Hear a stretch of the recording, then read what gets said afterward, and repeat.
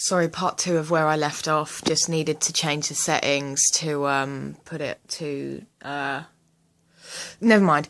So yeah, so like on the receiving end of it, it's not very nice, and it is, you do like initially sort of burst out in a reaction because nobody likes to be stared at and nobody likes to be pointed at, and especially when you've been through so much fucking shit in your life that these arrogant sort of, you know, no-brainer little fucking girls are staring at your shit and laughing at you, blatantly laughing at you. Well, you know, I don't know, man.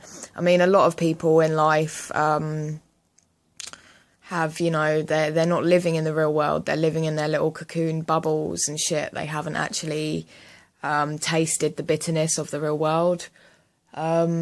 And I think I'm going to be facing a lot more of this, especially when summertime comes. You know, shorts, t-shirts, skirts, dresses. Yeah, I'm going to have to put up with it, because I'm not going to fucking hide away in my flat, like lock myself away in my flat and cover up my scars. No way. And that was another thing that my friend said as well. He was like, well, if you don't want people to look, then cover them up.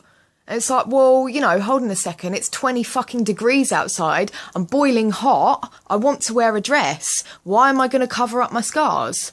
No. Like, I've been covering up my pain and fucking turmoil and shit for so long. Why should I continue to carry on that?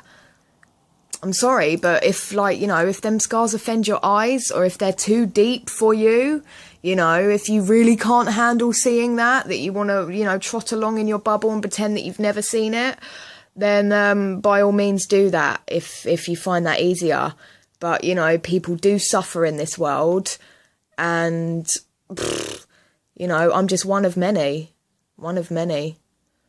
And I think it's about, like, you know, if you see somebody with a lot of self-harm, injuries and marks, yeah, okay, you might think, whoa, it might startle you for a second, and you might want to speak to your friend or your partner, but don't make it blatantly obvious so that person can seriously fucking see you.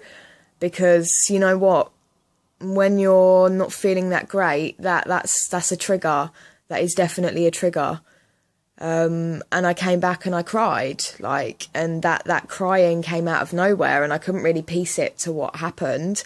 But sitting back and reflecting on it now is just, it was, you know, it was like a reaction of what happened earlier on in that day.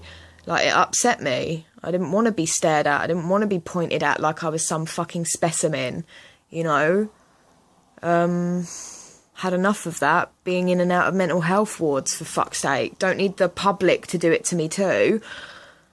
But again, you know, what can you do, I suppose? It's about being, you know, it's about understanding where other people are coming from and their walks of life, and, you know, having empathy that, you know, they maybe haven't and probably haven't and never will walk the same sort of lifestyle as me or others like me. And, you know, they won't have to go through the suffering and shit, but they might have to do it in other ways.